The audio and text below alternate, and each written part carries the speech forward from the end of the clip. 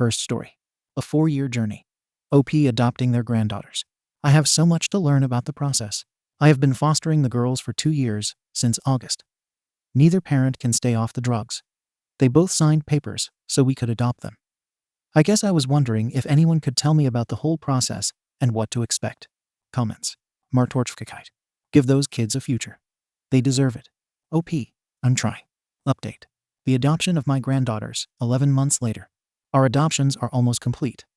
For background, we have had custody of my 2 granddaughters, ages 6 and 3, for 3 years now. We have had them since the youngest was 6 weeks old. My daughter enjoys drugs too much to be a mother and hasn't put forth any effort to get them back. Lawyers asked if I wanted a final hearing or not, and since I said it wasn't necessary, they said it shouldn't take long to be finalized. All paperwork has been turned in to the caseworker and lawyer, so we are on the homestead. I am just so excited I had to share. Update.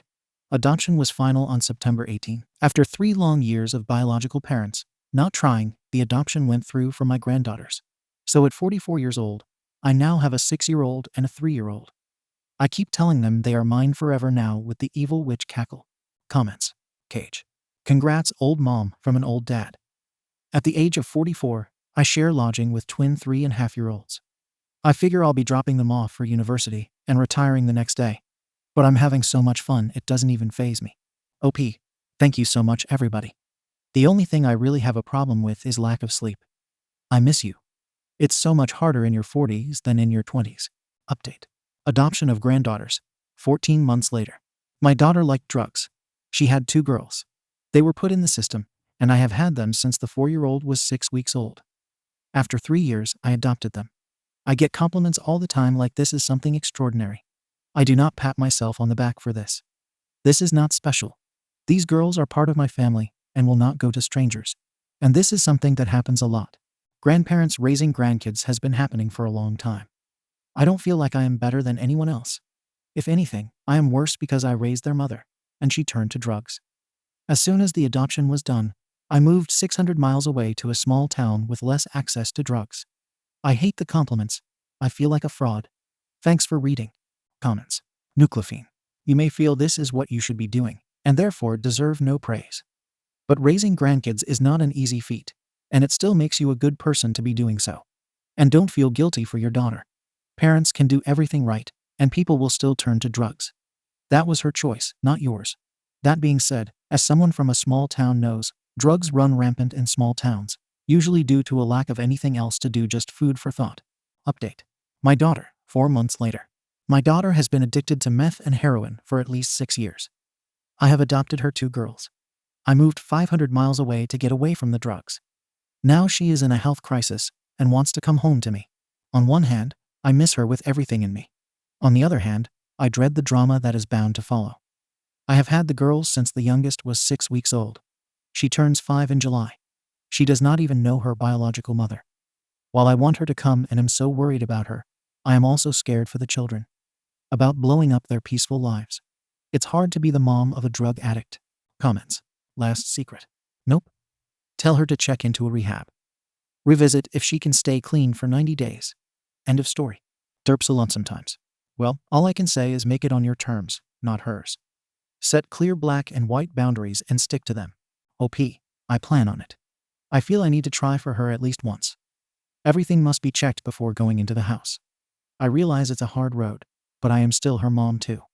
I quit giving money or gift cards long ago. She needed shampoo. I gave her shampoo. I'm really not that dumb. Gift cards can be traded for drugs too. Almost anything can. This is the first time she has said she is ready. So one chance. I don't have money or insurance for a long stay in rehab.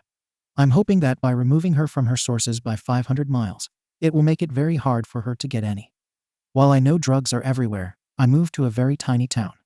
I have been here for 2 years and have seen only 2 tweakers, and I worked at one of the 2 stores in town. Trust me, there will be no friends coming over. I think personally that methadone or Suboxone just keep the addiction going. I have never met anyone who used those to actually quit. I do know addicts who successfully quit, but not by using those. She got an abscess that turned into a blood clot, which gave her a blood infection that required surgery to insert tubes into her chest to drain the infection. Update to my daughter. 2 years later. I posted a while back about my daughter being addicted to drugs and my adopting her daughters. She had gotten really sick and wanted to come home to me. I just want to say that she was really sick and about to die. 3 tubes in her chest to drain the strep hospital for a month. I am so happy to tell you guys that she is clean. She lived with us for a year, got clean all the way, and now has a job, her first, and her own apartment. While on the drugs, she was always a size 0. She is about 8 now. Her children know her now. Yes, they still live with me. Yes, she did have to hit rock bottom. Yes, she came close to dying. But I'm so glad I gave her that last chance. Comments. Quizzy 1D313. I went back to have a quick look at your posts, and I have to say you are an amazing human being for doing what you did. Sometimes people have to hit rock bottom before they'll accept help. I'm happy your daughter is 1 year clean. Second story. My husband hit me after I verbally abused his ex-nanny. I'm going to divorce him. Using a burner account. English is not my first language, so forgive me for any mistakes. I 31F have been with my husband Daniel 34M for 12 years, married for 6. We have a 4-year-old son. For the most part, he is a wonderful, loving man, and we've had problems in our relationship only due to his ex-nanny. Martha 45F used to babysit Daniel when she was 19-21, since his parents were both very busy lawyers. She was fired after she took Daniel out on a late-night walk, and they got mugged, and my husband was also pretty badly injured. Even after that, he kept in touch with Martha and still calls her Ma. He is very protective of her, and even when we were friends, dating, engaged, or married, everyone told me to be on the good side of his ex-nanny, as she means a lot to him. So much so that he is still financially supporting her. Martha has a daughter, Stella 27F, with an unknown man that she wanted to set up with Daniel and still does. Even when we first met, she would make subtle comparisons between the both of us, like how Stella has such pale, beautiful skin, and how I should get rid of my beach tan. How she knows that a true lady is for rearing her man's children, and not trying to compete with him by entering the workforce. You can tell I am not the biggest fan of Martha, even though I tried to like her or get her to like me. But her remark the first time we met made me instantly dislike her.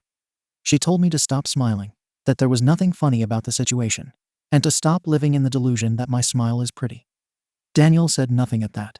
A week ago, Daniel and I got into a huge fight since he bought Martha and Stella another apartment and had them over while I was at work. I won't lie. I called his ex-nanny a W who doesn't even know the father of her child and has birthed and raised another W. At this, my calm husband instantly slapped me so hard that I was thrown to the floor. While I was still in shock, he began crying, hugging me, and apologizing repeatedly. He didn't leave me the whole night, so I packed my bags and left for my parents' home with our son the next morning. He has been calling and coming over to my house repeatedly, apologizing and asking for another chance. I don't know what to do.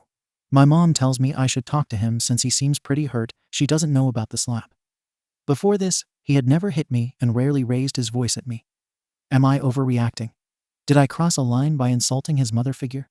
I don't want my son to grow up in a broken home due to an emotional decision. Comments. Critical Simple 3D 122. Don't go back to him. He not only hit you, but he hit you so hard that you fell over. And that's the start. Don't teach your son that this is okay. He bought another woman an apartment and didn't tell you about it. Don't teach your son that this is okay. You deserve better all around. Completed it. It sounds like Martha groomed him. Something definitely went down between them. It is best to stay away from the mess that is your husband, Martha and Stella. Keep your child away from them as much as possible as well. There is too much there.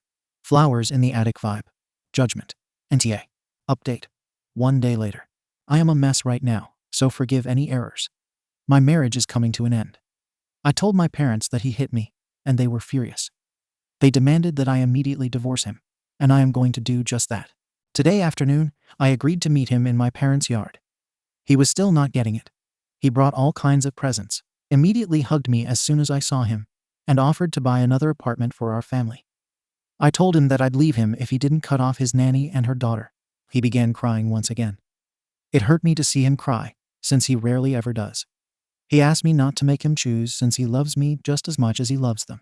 And since I am the mother of his child, it wouldn't be fair to our son to grow up in different homes. He told me that he owes his ex-nanny and her daughter, because if it weren't for him, Martha would be happy. I was always skeptical why he cared about her so much, but he'd always say she saved him. This was the first time he said something like this. I pressed on and told him to tell me the truth, or we were over. He just said I wouldn't get it. I told him we were done, but then he wouldn't let me leave. He began saying that he would never sign the divorce papers and wouldn't let me go, no matter what I did. It was scary, so I immediately called for my mom and dad.